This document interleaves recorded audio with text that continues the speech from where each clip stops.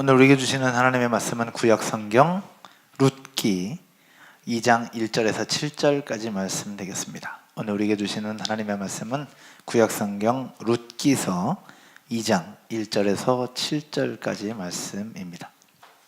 다 찾으신 줄 알고 제가 1절, 여러분 2절 함께 교독하겠습니다. 나오미의 남편 엘리멜렉의 친족으로 유력한 자가 있으니 그의 이름은 보아스더라.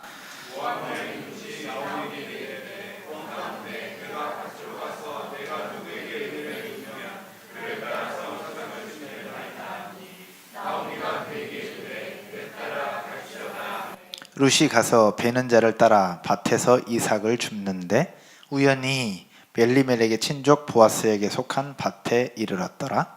마침 보아스가 베들레헴에서 나와서 베는 자를 베게 이르되 여호와께서 너희와 함께 하시기를 원하노니 그들이 대답하되 여호와께서 당신에게 복 주시기를 원하나이다. 보아스가 베는 자들을 거느린 사환에게 이르되 이는 누구의 소녀냐 하니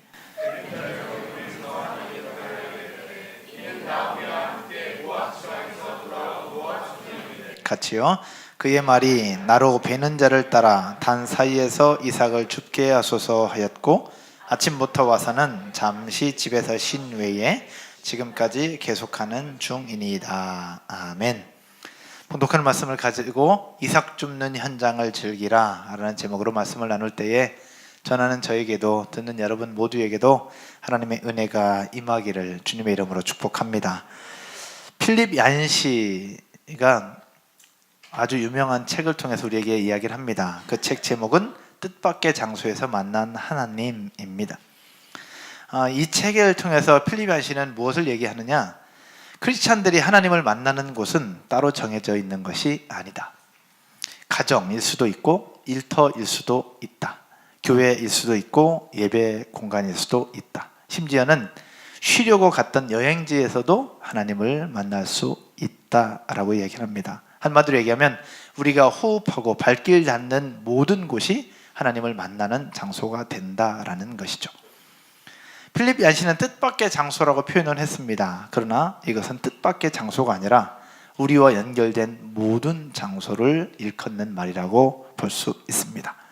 그 모든 곳에서 당연히 하나님은 계시고 하나님은 우리를 만나시기를 원하신다라는 것. 그러나 우리의 시선이 하나님이 아닌 다른 곳을 향해서 있거나 또 다른 곳을 바라보고 있거나 다른 생각을 하고 있기 때문에 하나님을 만나지 못하게 된다는 것입니다. 사랑하는 여러분, 오늘 이 자리가 하나님을 만나는 특별한 장소, 뜻밖의 장소가 되어지기를 주의 이름으로 축복합니다. 오늘 본문 속에서 바로 생각하지도 못했던 장소에서 하나님을 만나는 은혜를 경험했던 한 사람이 나옵니다. 그 사람은 바로 룻입니다. 우리 2주 전에 룻기 말씀 1장에 대한 부분을 함께 보았는데 오늘은 2장 부분을 함께 보려고 합니다. 룻은 바로 뜻밖의 장소, 생각하지도 못했던 장소에서 하나님을 만나는데 그 하나님을 만났던 장소, 하나님의 은혜를 입었던 장소가 어디였느냐? 바로 이삭 줍는 현장이었습니다. 전체적인 배경들을 잠깐 살펴보면 우리 지난번 2주 전에 봤던 것들 혹시 기억이 나시는지 모르겠네요. 베들레헴에 흉년이 들면서 먹을 것이 없어지자 엘리멜렉과 그의 아내 나오미 그리고 두 아들 말론과 기럨 이렇게 네 가족이 모압 땅, 저주의 땅이라 불리는 모압 땅으로 이주를 합니다. 그리고 그곳에서 두 아들에게 걸맞는 모압 여인으로 며느리를 얻죠. 그런데 얼마 지나지 않아서 남편 엘리멜렉이 죽고 그의 두 아들마저 죽게 됩니다. 결국 시어머니였던 나오미와 두 며느리만 남게 되죠.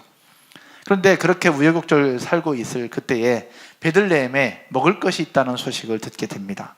어머니 나오미는 짐을 다 싸고 다 챙겨서 베들레헴으로 다시 돌아가야 되겠다라고 생각을 하고 두 며느리를 부릅니다.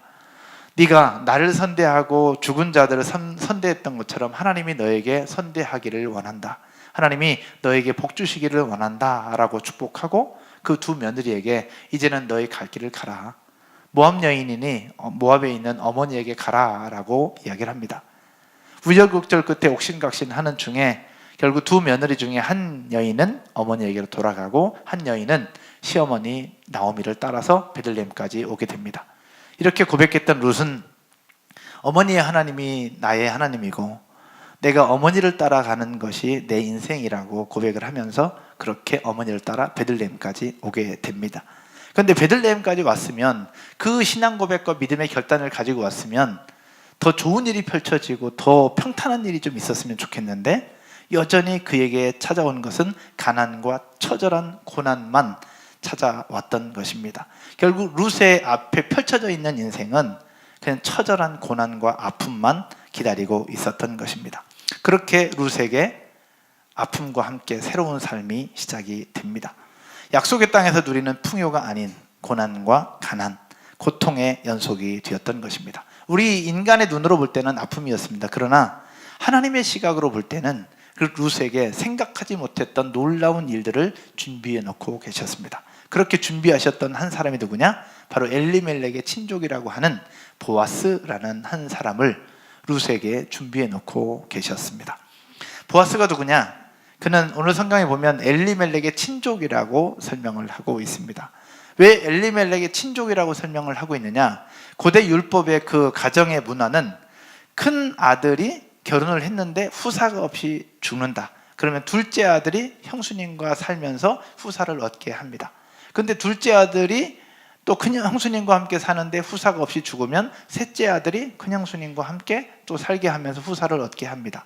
근데 그 아들들이 다 후사를 얻지 못할 경우에 그 여인은 그 가족의 친족 중에서 한 남자와 결혼을 하면서 후사를 얻게 하는 그런 제도가 고대 근동 문화에 있었던 것이죠.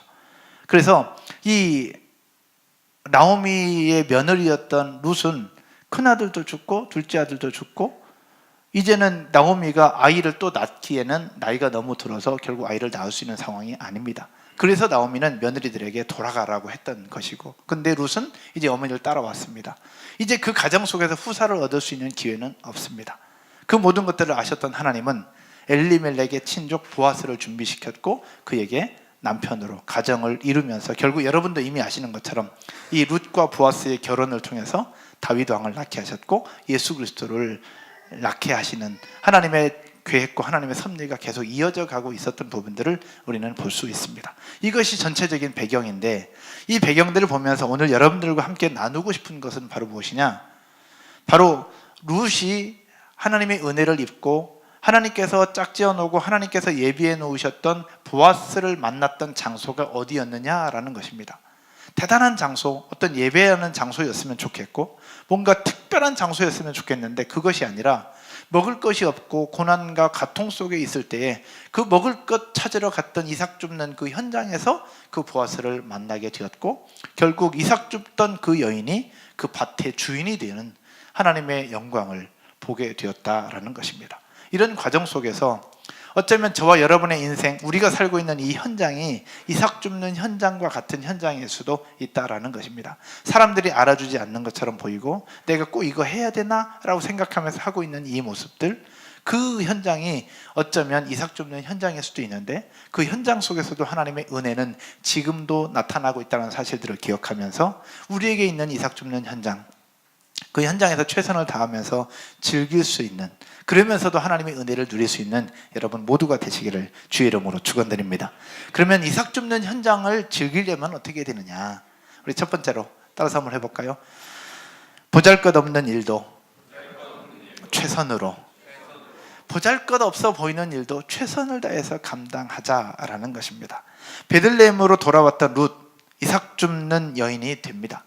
당장 오늘 먹을 것이 없어서 이삭 줄 수밖에 없었습니다. 그런데 어디로 가야 될지, 어떻게 주어야 될지도 전혀 알지 못했습니다. 결국 시어머니에게 허락을 받고 누군가로 하여금 결국 이삭 줍는 현장으로 떠나게 됩니다. 율법에 의하면 농부들이 수확을 하면서 모든 것들을 다 수확하지 말고 일부분을 남겨두도록 하셨습니다. 왜? 그 남겨둔 이유는 무엇이냐?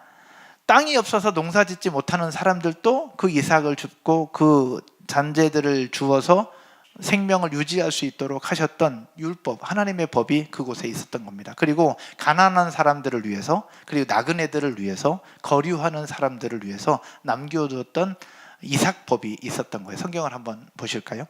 레위기서 19장 9절에서 10절 말씀입니다. 우리 같이 한 목소리로 한번 읽어보겠습니다. 너희가 너희의 땅에서 곡식을 거둘 때에 너는 밭 모퉁이까지 다 거두지 말고 네 떨어진 이삭도 줍지 말며 네 포도원의 열매를 다 따지 말며 네 포도원에 떨어진 열매도 줍지 말고 가난한 사람과 거류민을 위하여 버려두라. 나는 너의 하나님 여호와이니라. 아멘. 이스라엘 율법에 다 거두지 말고 가난한 사람과 거류민들, 나그네들, 고아와 과부를 위해서 남겨두라고 하셨던 이 법이 있었던 겁니다. 여러분, 이 법, 제가 이스라엘을 여행하면서 이 법을 아주 효과적으로 덕을 봤던 사람 중에 하나가 저였습니다. 제가 이스라엘에 배낭을 메고 가서 이스라엘에서 6개월 정도를 여행을 하고 근처 국가였던 이집트와 요르단과 또 오면서 이태리 로마를 여행했던 적이 있었습니다. 25살, 26살 때.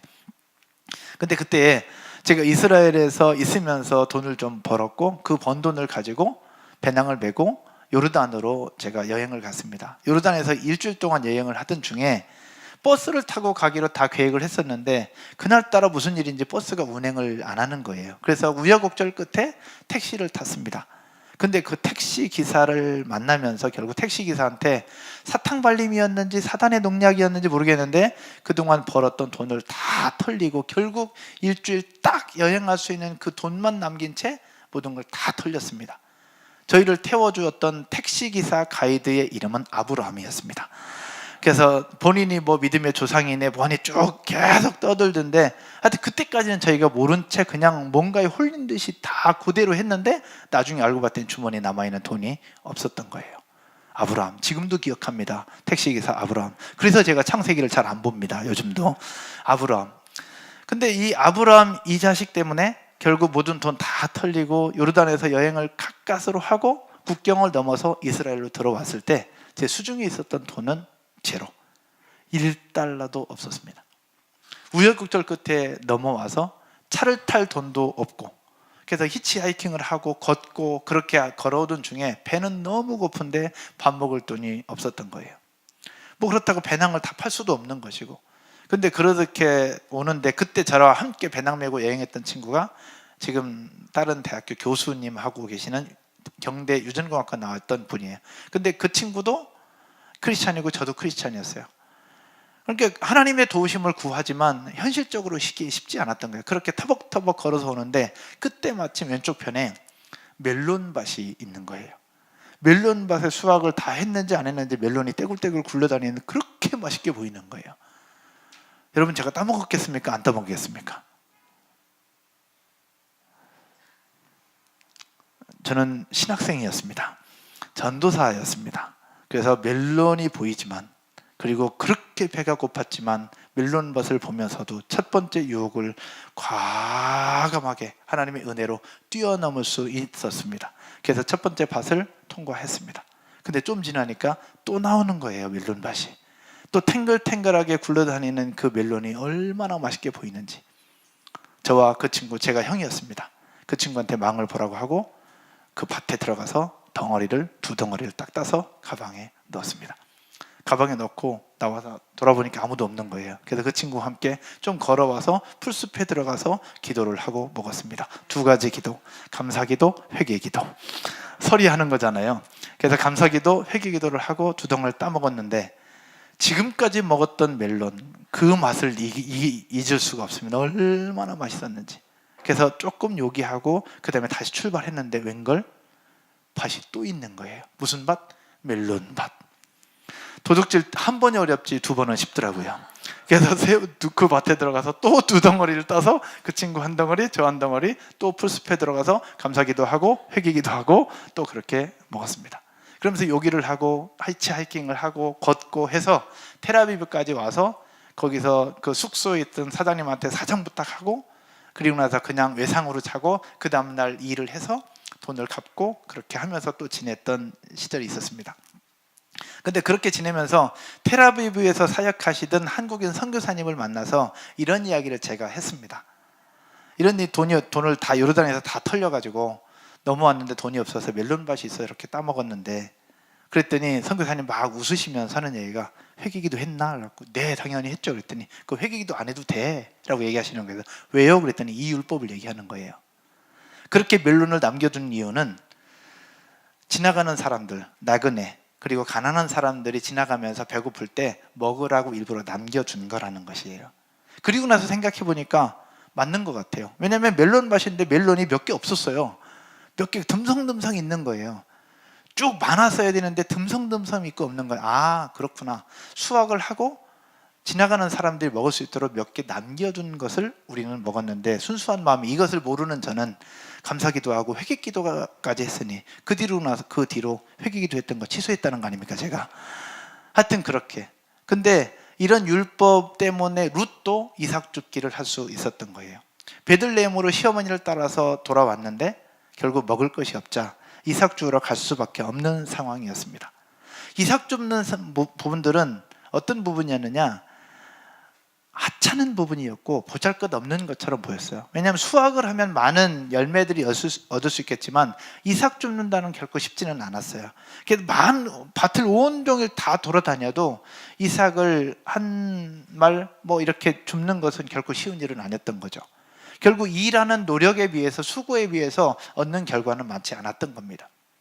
그러다 보니까 이삭 줍는 것을 보통은 그냥 보잘것없는 일, 하찮은 일, 그걸 해야 되나? 라고 생각할 만큼 그런 일들이 바로 이삭 줍는 부분이었습니다. 근데 룻은 그거라도 할 수밖에 있는 게 없었어요. 그래서 룻은 그 이삭 줍는 현장에서 얼마나 열심히 했느냐, 정말로 최선을 다했습니다. 다른 사람보다 더 열심히 했습니다. 대충대충 하는 사람들도 있었겠지만 룻만큼은 정말로 열심히 최선을 다했습니다. 성경에 기록하고 있습니다. 7절 같이 한번 보겠습니다. 그의 말이 나로 베는 자를 따라 단 사이에서 이삭을 줍게 하소서 하였고, 이 룻이 그렇게 요청한 거예요. 그래서 허락했더니 뭐라고 얘기하고 있느냐, 아침부터 와서는 잠시 집에서 쉰 외에 지금까지 뭐 하는 중입니다? 계속하는 중입니다. 얼마나 열심히 최선을 다했는지, 이 룻의 모습을 지금 이야기를 하고 있는 것입니다. 신앙 고백을 하고 믿음의 결단으로 베들레헴까지 왔건만 그를 기다리고 있었던 것은 풍요나 풍성한 삶이 아니라 가난과 고난이었습니다. 고통이었습니다. 근데 그런 가난과 그것뿐만 아니라 이 여인에게 있는 어려움이 또 있었어요. 어떤 어려움이 있었느냐, 젊은 여인이 남편 없이 혼자 사는 것 쉬울까요? 어려울까요? 어렵죠. 그 육신적인 외로움, 공허함, 이런 것들은 말로 표현할 수가 없었을 겁니다. 그리고 타국에서 이방인으로 살아가는 이 삶도 결코 쉽지는 않았을 것입니다. 외국 생활을 조금 해본 저로서는 결코 쉬운 삶이 아니라는 것입니다. 게다가 늙고 홀로 된 시어머니를 지금 며느리 혼자서 모시고 있는 거예요. 근데 시어머니 모시는 것도 어려운데 게다가 뭐까지 짊어지느냐, 가난까지 짊어지고 있어요. 어머니는 이미 연세가 있기 때문에 쉽지 않고 이제는 본인이 이삭을 주어서 그 먹을 것을 챙겨야 어머니를 모실 수 있는 상황까지 오게 된 것입니다. 룻의 입장을 생각해 볼 때 결코 쉽지 않은 인생을 지금 살아가고 있었던 것입니다. 다른 여인 같았으면 도망가도 몇 번 도망갔겠죠. 근데 이 여인은 도망가지 않았습니다. 바보도 이런 바보는 없어요. 근데 이렇게 어리석은 것처럼 보이는 이 룻을 통해서 하나님은 놀라운 일들을 이루어 가십니다. 룻은 이삭 줍는 일만 열심히 한 게 아닙니다. 자기에게 주어진 일에 정말로 충성하게 최선을 다해서 일했던 부분들을 성경은 이야기를 하고 있습니다. 오늘 보면 11절입니다. 우리가 7절까지만 읽었는데 11절을 다 같이 한번 보겠습니다. 같이 읽을까요? 보아스가 그에게 대답하여 이르되 네 남편이 죽은 후로 네가 시어머니에게 행한 모든 것과 네 부모와 고국을 떠나 전에 알지 못하던 백성에게로 온 일이 내게 분명히 알려졌느니라. 아멘. 보아스가 룻에게 하는 얘기예요. 근데 룻이 했던 모든 행동들을 보아스가 다 알고 있는 거예요. 그 일 중에 뭐냐? 네가 시어머니에게 행했던 모든 것, 그것도 알고 있는 겁니다. 여러분, 우리가 하고 있는 일들, 행동들, 말들, 사람들은 모르는 것 같지만 그것이 어느 순간 다 알고 있다는 것. 지금 룻이 어떻게 살았는지, 어떤 행동을 하고 어떤 충성된 삶을 살고 있는지 보아스가 이미 다 알고 있다는 부분들을 이야기를 하고 있는 것입니다. 룻은 이삭 줍는 것뿐만 아니라 시어머니를 모시는 것도 정말 열심히 최선을 다해서 감당하고 있었던 부분들을 오늘 본문은 우리에게 이야기를 하고 있습니다. 여기서 우리에게 주시는 교훈 중에 하나는 바로 무엇이냐? 많은 사람들이 이삭 줍는 현장을 우습게 여긴다라는 겁니다. 왜? 사람들이 알아주지 않으니까, 보잘것 없어 보이니까 라는 생각 때문에요. 내가 받을 것은 더 큰 것을 받아야 돼. 더 대단한 것을 받아야 돼. 더 좋은 일이 있을 거야 라고 생각하는 긍정적인 마인드는 좋습니다. 그러나 그런 긍정적인 마인드, 큰 것만 생각하다 보니까 정말 내 앞에 있는 작은 것들은 소리하는 경우가 얼마나 많은지 모릅니다. 앞에서 있는 목사조차도 그렇고 어쩌면 여러분들은 어떤지 한번 스스로 생각을 해보셨으면 좋겠습니다. 빌립 얀시가 이야기했던 뜻밖의 장소, 이거는 특별한 장소를 얘기하는 것이 아닙니다. 크고 작은 우리와 연결된 모든 장소에서 하나님을 만날 수 있다라는 것을 이야기를 하고 있는 것이죠. 오늘 룻이 하나님을 만났던 그 은혜를 입었던 장소는 누구도 알아주지 않았던, 그냥 보잘것없고 고난과 고통의 대표라고 할 수 있는 이삭 줍는 그 현장에서 바로 남편 보아스를 만나게 된 것입니다. 사랑하는 여러분, 나를 향한 하나님의 섭리가 있다는 사실들을 믿는다면 여러분에게 주어진 상황과 환경이 어떠하든 그 현장을 즐기고 그 현장에서 최선을 다하게 되기를 주의 이름으로 축원드립니다. 사람들이 알아줄 수도 있고 알아주지 않을 수도 있습니다. 사람들이 알아주면 알아주는 대로 열심히 해야 될 것이고, 알아주지 않는다 할지라도 하나님께서 나에게 주신 현장이라면 그 현장을 통해서 하나님의 일하심이 있다는 사실들을 기억하고, 그 삶의 현장, 보이지 않는 현장, 이삭 줍는 현장, 고통스러운 현장일지라도 그 속에서 최선의 모습으로 감당하고 그 시간을 즐길 수 있는 여러분 모두가 되실 줄로 믿습니다. 이 말씀을 여러분들과 함께 준비하면서 이것을 우리 삶에 어떻게 적용할 수 있을까라는 생각들을 하면서 하나가 딱 떠올랐습니다. 하나는 뭐였냐면 카톡이었습니다. 카톡. 여러분, 카톡 너무 많은 내용들로 하여금 때로는 공해가 될 때도 있습니다. 열심히 집중해서 일을 하고 있는데 카톡 하시오. 그것 때문에 우리 공해가 될 때가 있습니다. 사실 그래요. 그래서 저도 이 카톡 방이 많아요. 근데 60몇 명이 있는 카톡 방이 있어요. 나갈 수가 없어요. 이건 목사님들과 연결된 거기 때문에 나갈 수 없어요. 이거는 어떤 서로 대화창이라기보다는 공지용 창이에요. 그래서 답글 안 달아도 돼요. 그래서 알람을 꺼놓고 삽니다. 그냥 가끔 이제 시간 날 때 보게 되는 거죠. 근데 그거 외에는 저는 알람을 다 켜놔요. 왜? 다 연결되어 있는 필요한 톡방이니까 그렇습니다. 근데 여러분 그거 아십니까? 카톡 문자 하나, 댓글 하나가 한 사람을 살리기도 하고 시험 들게도 하고 실족하게도 하고 그 속에서 실망하게도 한다는 사실 여러분 아십니까? 카톡이라는 문자 하나가 그렇습니다. 앞에 서 있는 목사가 제일 싫어하는 단어가 있습니다. 제일 싫어하는 단어가 뭘까요? 여러분 뭔지 아십니까? 제가 카톡과 관련해서 제일 싫어하는 단어가 있습니다. 일십이라는 단어입니다. 아시죠? 일십이라는 단어가 뭐예요? 읽고 씹는다는 거예요. 답도 없고 댓글도 없고 반응도 없고 아무것도 없는 일십. 제가 제일 싫어하는 단어. 일십은 비인격적인 단어입니다. 여러분 카톡방에서 일십, 여러분들 속에, 우리 교회 문화 속에 일십이라는 문화는 사라지게 되기를 주의 이름으로 축원드립니다. 이거는 정말 중요합니다. 예를 들면 이렇습니다. 셀 리더가 카톡방, 셀원들과 하는 카톡방에 뭔가 공지를 올리거나 뭔가 좋은 일이 있거나 뭔가 사진을 하거나 뭔가 올렸어요. 근데 셀원들이 아무도 반응 안 해요. 그러면 셀 리더의 마음은 어떠십니까? 우리 어떨까요? 우리 특기수사님 마음은 어떨까요? 화가 나죠. 하루가 지났는데도 답이 없고 이틀이 지났는데도 답이 없어요. 둘째 날은 어떻습니까? 더 화가 나죠. 셋째 날은 마음이 찢어집니다. 그렇다고 댓글을 바라는 건 아닌데 왠지 무시당하는 것 같고 인정받지 못하는 것 같고 나의 존재감에 대해서 그런 부분이 있습니다. 물론 세론들이 다 바빠서 그럴 거라고 생각을 합니다. 그렇죠. 내 스스로 상처받지 않기 위해서. 근데 세론들이 함께하는 톡방은 함께 공유하는 톡방입니다. 근데 놀라운 사실은 그렇게 해서 상처받은 셀리더가 있습니다. 근데 셀리더와 연결된 다른 셀리더들과 톡방이 있습니다. 근데 거기 MG 리더가 글을 올려요. 근데 MG 리더가 글을 올렸는데 그 상처받은 셀리더도 글을 하나도 안 올리고 반응을 안 해요. 그럼 MG 리더는 마음이 어떨까요? MG 리더인 철기 집사님 마음은 어떠실까요? 화가 나죠. 그래도 리더들이 반응 안 할 땐 어떻습니까? 더 화가 나죠.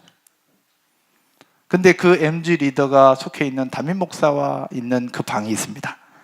담임 목사가 뭔가 글을 올렸어요. 뭔가 질문을 했어요. 근데 그 화가 났던 MG 리더도 아무런 반응을 하지 않습니다. 담임 목사는 어떨까요? 사임하고 싶습니다. 그런 거예요. 여러분, 내가 선생님이 되고 내가 뭔가를 해서 글을 올렸을 때 사람들이 반응을 안 할 때는 나는 열받는데, 내가 팔로워로 있는 그 모임에서는 나는 그냥 일십하고 마는 그런 문화는 우리는 사라져야 됩니다. 내가 화가 나면 내 위에 있는 리더도, 나와 함께하는 리더도 화가 나고 마음이 힘들다는 걸 우리는 알아야 돼요. 분명히 글을 올렸다는 건 뭔가 관계가 된다는 것이고, 그 속에서 함께 공유가 된다는 것을 이야기하고 있는 겁니다. 카톡 안 해도 그것 때문에 뭐 감옥에 가거나 그런 일은 없어요. 어떻게 보면 하찮은 일일 수도 있고 보잘것없는 일처럼 보여요. 그러나 중요한 것은 카톡의 댓글 하나로 리더는 살아나고, 리더는 용기를 얻고, 리더는 소망을 얻을 수 있다는 것을 우리는 기억해야 됩니다. 지난 금요일인가요? 목요일인가요? 우리 임성례 집사님의 동생 임성미 집사님이 건강이 좋아졌다는 톡이 셀리더방에 올라왔어요. 셀리더들 요즘 너무 감사해요. 그런 글이 올라오면 막 파파파파파 이렇게 반응을 많이 해줘서 너무너무 고마워요. 그래서 저희 셀리더들 속에서는 이런 일시 문화가 없는 것 같아서 너무너무 좋은데, 사실 그 글이 올라오기 그날 아침 새벽부터 하루 종일 제가 너무 바쁘고 너무 피곤했었어요. 완전 지쳐 있었던 때였어요. 근데 그 임성미 집사님이 좋아져 건강이 회복되어서 이제는 정상생활을, 백혈병 때문에 고생했던 그분이, 여러분 같이 기도했던, 근데 좋아졌다는 그 문자 하나를 딱 보면서 지쳐 있었던 제 마음에 활력이 확, 엔돌핀이 막 돌더라고요. 얼마나 기뻤는지 모르겠어요. 그래서 그 문자를 보면서 또 기도하게 되고. 여러분, 문자 하나는 그렇습니다. 근데 반대로 답장 연락하고 글 올렸는데 아무도 반응이 없는 일십을 경험하게 되면 굉장히 어렵습니다. 서로 입장 바꿔 생각해 놓으면 역지사지. 저는 이 보잘것없어 보이는, 하찮아 보이는 톡방 하나도 저는 굉장히 중요한 하나님의 은혜를 경험하는 장소요, 그 장소도 또 하나의 이삭 줍는 현장이라고 생각합니다. 할렐루야. 여러분, 사람을 살리고 공동체를 살리고 하나님의 은혜를 경험하는 것은 작은 일, 거기서부터 시작한다는 사실 믿으시고, 카톡이든 청소든 예배든 셀 모임이든 어떤 모습이든 간에 하찮아 보이고 보잘것없어 보이고 별것 이쯤 되면 되겠지라는 생각들이 혹시 드는 그 현장일지라도 그 속에서 하나님의 은혜를 경험하고 누리는 모두가 되시기를 주의 이름으로 축원드립니다. 축원드립니다. 두 번째는요, 따라서 한번 해볼까요? 하나님 앞에서 우연이 없다. 여러분, 이삭 줍는 현장에서도 즐기려면 어떻게 되느냐? 하나님 앞에서는 우연이 없다라는 생각을 가져야 되는 것입니다. 이거는 뭐 굳이 설명하지 않아도 됩니다. 오늘 성경에서 이 룻이 보아스가 주인인 이 밭에서 이삭을 줍게 되는데, 성경은 우연히 그 밭으로 갔다라고 기록을 하고 있습니다. 성경을 한번 보실까요? 2장 3절인데 같이 읽어보겠습니다. 룻이 가서 베는 자를 따라 밭에서 이삭을 줍는데 우연히 엘리멜렉의 친족 보아스에게 속한 밭에 이르렀더라. 아멘. 우연이라고 얘기하고 있어요. 근데 우연일까요? 하나님 앞에서 우연이 있을까? 이거는 우연이 아닙니다. 성경은 그렇게 기록하고 있지만 이것은 우연이 아닌 철저한 하나님의 계획이었고 하나님의 섭리였다는 사실들을 믿으시기를 주의 이름으로 축원드립니다. 그것을 어떻게 알 수 있느냐? 룻기 1장 22절을 한 번 더 보겠습니다. 자막 한번 보시죠. 같이 한 번 더 읽겠습니다. 시작.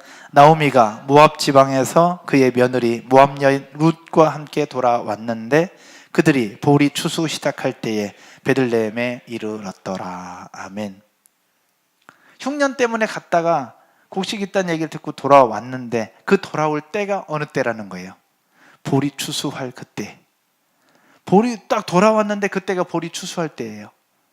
그 보리 추수할 때니까 결국 이삭 줍는 현장으로 나아갈 수 있게 된 것이고, 근데 그렇게 나갔는데 그 땅이 보아스의 땅이에요. 이게 우연이겠습니까? 결코 우연이 아니죠. 우연이 아니면 뭐겠습니까? 하나님의 계획이었고 하나님의 섭리가 그곳에 담겨 있었던 것입니다. 산 여러분, 그러면 룻만 그러냐? 룻뿐만 아니라 성경에 나와 있는 인물들, 그리고 이 자리는 저와 여러분의 인생도 그러합니다. 한번 보실까요? 모세가 미디안 광야에서 40년이라는 세월을 보냅니다. 근데 모세를 미디안 광야에서 보냈던 것 우연일까요? 그렇지 않습니다. 40년이라는 세월을 미디안 광야에 있으면서 결국 광야의 전문가가 됩니다. 결국 이스라엘 백성들을 애굽 땅에서 가나안 땅으로 인도하는 일에 40년이라는 세월을 광야에서 보냅니다. 미디안 광야에서 보냈던 그 40년이 결국 그 다음 일들을 준비시키는 하나님의 계획이었다는 사실을 우리는 당연히 쉽게 생각할 수 있죠. 또 요셉, 애굽에서 총리가 됩니다. 나이 30살에. 근데 총리가 되기 전에 13년이라는 세월을 팔려가고 누명을 쓰고 감옥살이를 하고 종살이를 합니다. 근데 보디발 장군 집에서 종살이를 할 그때 집안의 재반 사무를 다 감당합니다. 가장 총무의 역할을 하죠. 그 역할을 하면서 요셉은 총리로서의 일들을 준비하고 있었던 것이고요. 또 감옥에 누명 쓰고 들어가서 이삭 줍는 현장처럼 너무나도 고통스러운 현장이었습니다. 그러나 그 감옥 속에서 결국 또 인정받아서 재반 사무의 일들을 다 관리합니다. 결국 애굽 전체의 총무로 살아가는 데 있어서, 총무 역할을 하는 데 있어서 준비시키는 또 하나의 과정이었던 것입니다. 종살이 하는 게 우연이었을까? 감옥에 들어간 것이 우연이었을까? 아니죠. 철저한 하나님의 계획과 섭리가 그곳에 있었던 것입니다. 다윗은 어떻습니까? 사울이라고 하는 삶의 현장을 또 만나면서 다윗의 인생 가운데 백성들을 이해하고 하나님의 마음에 합한 사람이라고 인정받는 또 하나의 출발점이 되었던 현장이 바로 들이었고 바로 사울이었습니다. 사랑하는 여러분, 지금 당장은 고통스러울 만큼 너무 힘들 수 있지만 그 현장이 바로 하나님을 경험하는 현장임을 기억하고 그 현장을 즐기고 현장 속에서 최선을 다해서 감당하게 되기를 주의 이름으로 축원드립니다. 우리 파더와이즈를 요즘 계속하고 있습니다. 파더와이즈를 하면서 남자들과 함께 나눔을 하는데 그 나눔 이렇게 술도 안 마시는데 이렇게 진솔할 수 있을까? 그런 생각들을 합니다. 근데 그 남자들과 이야기를 하면서 굉장히 많은 부분들을 듣게 됩니다. 정말로 치열하게 살아가고 있구나. 그러면서도 뿌듯하고 고맙고 또 안쓰럽고 그랬습니다. 그래서 더 기도하게 되는데 그런 모든 상황들 속에서 비록 직장 생활 속에서 인정받지 못하는 것처럼 보이고 왜 내가 이 일을 해야 될까라는 생각들을 하고 있을지 모르나 그 현장 또한 하나님의 섭리요 하나님의 계획 속에 있다는 사실들을 기억하면서 저나 여러분이나 우리에게 주어진 모든 현장 속에서 즐기고 최선을 다하는 모두가 되시기를 주의 이름으로 축원드립니다. 저에게 있어서도 이런 현장들이 있었습니다. 신학대학원 시험에 제 2번이나 떨어졌습니다. 공부는 잘했는데 학교에서 안 뽑아줘가지고 저를 보는 눈이 없었던 것 같아요, 면접관들이. 그래서 2번이나 떨어지면서 제가 2년 넘게 거의 3년이라는 시간을 공부했습니다. 그래서 공부하고 있는 지체들의 상황을 보면 제 마음이 아파요.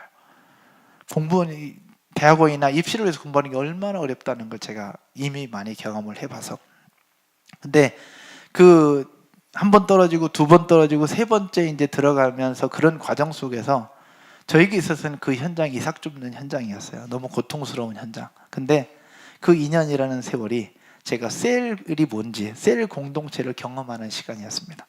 그러면서 지금 목회를 할 수 있는, 이렇게 해서 여러분들과 셀 공동체를 이룰 수 있는 출발점이 바로 그 시간이었다는 것을 저는 기억하게 됩니다. 또 미국에 다녀오면서 미국에 있을 때 8개월의 시간을 비자 없이 그 속에서 고통 속에 있을 때 그것이 또 하나의 고통과 가난과 아픔이 있었던 이삭 줍는 현장과 같은 시간이었는데 그 시간이 저에게 있어서 이민자들을 배려하고 이민자들의 마음을 알고 그러면서 우리를 향한 하나님 아버지의 마음을 알게 되는 또 하나의 계기가 바로 그때였습니다. 그래서 전 유학 간다고 하는 사람들 찬성하지만 유학 생활이 얼마나 어려운지를 또 이해하게 돼서 그들을 위해서 더 많이 기도하게 됩니다. 아마 저에게 그런 시절이 없었다면 저는 그들을 이해하지 못했을 것 같아요. 그러니까 지나간 모든 세월들을 보면 결코 내 계획이나 내 방법과 다를지라도 그 속에 하나님의 은혜가 있었고 하나님의 계획과 섭리가 있었다는 것을 기억해 볼 수 있다는 것입니다. 여러분의 인생을 돌아볼 때 여러분도 그렇지 않습니까? 내가 살아온 것처럼 느껴지지만 내가 살아온 것이 아니라 따라서 해볼까요? 하나님의 계획과 섭리로 살아온 것이다. 내가 산 게 아니라 하나님의 은혜였고 하나님의 계획이었고 하나님의 축복이었다는 사실들을 기억하며 오늘 주어진 현장은 그럼 어떠한가? 오늘 여러분이 살고 있는 현장은 어떠한가? 직장 생활 속에서 사업을 하면서 사람들과 관계 속에서 치열하게 살아가는 이 현장, 철저한 하나님의 계획 속에 있는 또 하나의 이삭 줍는 현장임을 기억하고 그 현장을 즐기고 최선을 다하게 되시기를 주의 이름으로 축원드립니다. 말씀의 결론을 맺으면서요, 여러분 큐티 하시죠? 요즘에 계속 하시죠? 큐티책 왔습니다. 한 권에 2,000원입니다. 50권인데 2부 예배까지 한 30권 나간 것 같아요. 한 10권 남았습니다.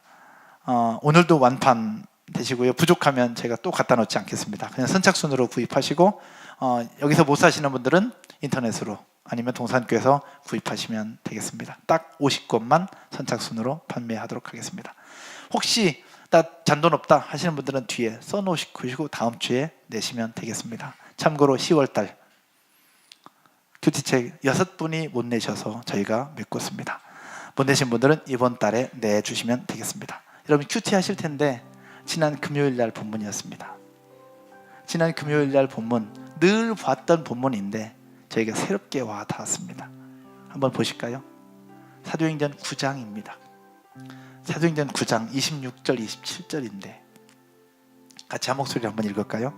사울이 예루살렘에 가서 제자들을 사귀고자 하나 다 두려워하여 그가 제자됨을 믿지 아니하니 바나바가 데리고 사도들에게 가서 그가 길에서 어떻게 주를 보았는지와 주께서 그에게 말씀하신 일과 다메섹에서 그가 어떻게 예수의 이름으로 담대히 말하였는지를 전하니라. 아멘. 무슨 내용인지 아시죠? 사울이 다메섹 도상에서 예수님을 만납니다.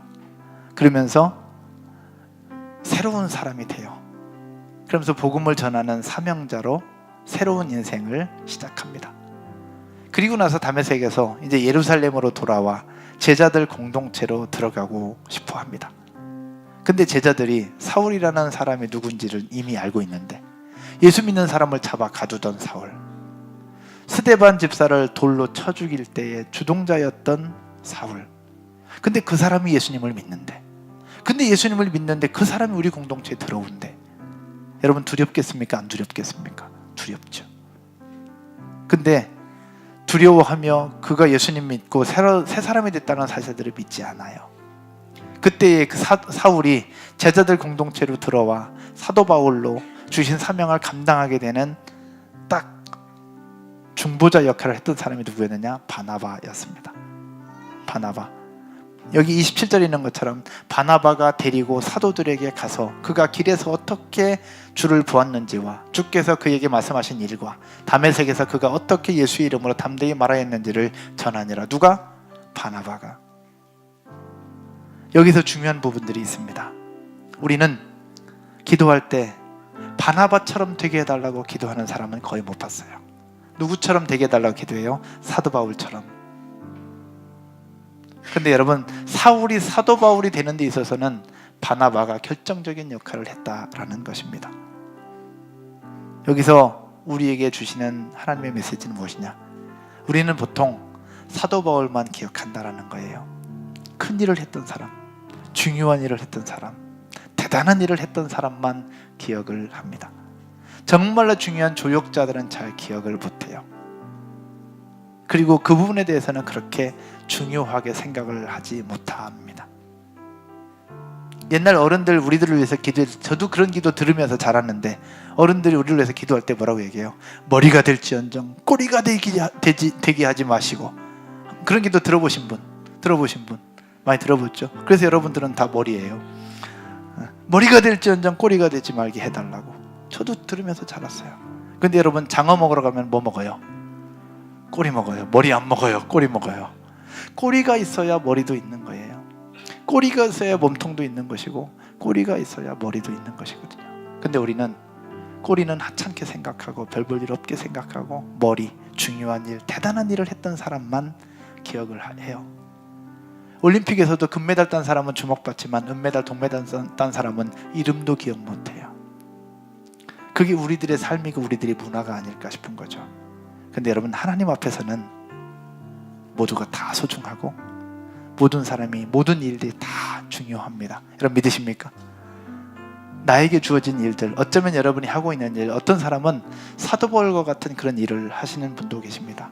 회사에서 그런 중요한 일들, 중요한 기획, 중요한 역할을 하는 분들이 계십니다. 그러나 어떤 분들은 바나바처럼 눈에 보이지 않는 일들, 남들이 알아주지 않는 일들, 그냥 해도 표시 안 나고 안 해도 표시 안 나는 그런 일들을 하고 계시는 분들도 있습니다. 그럴 때 과연 우리는 실망하기도 하고, 난 뭐 하는 건가? 나는 시다발인가? 난 도대체 뭐 하는 걸까? 나는 언제 과연 이게 뭔가 열매가 나타날까? 그런 생각을 하게 되면 실망도 하게 됩니다. 사실입니다. 그러나 사랑하는 여러분, 하나님의 계획하심과 하나님의 섭리를 믿으신다면 우리에게 주어진 일들이 어떤 현장이든지 간에 그 현장이 바로 이삭 줍는 현장임을 기억하고 그 속에서 하나님의 은혜를 누리고 그 현장을 즐기게 되기를 주의 이름으로 축원드립니다. 하나님은 여러분들 그렇게 부르셨고 그렇게 사용하십니다. 지금은 보이지 않습니다. 그러나 길다란 하나님의 스펙트럼으로 볼 때는 지금 현장이 놀라운 하나님의 역사의 현장이요, 루시 보아스를 만났던 그 현장이 될 수 있다는 사실들을 기억하고 그렇게 최선의 모습으로 즐기며 누리며 살게 되기를 주의 이름으로 축원드립니다. 축원드립니다.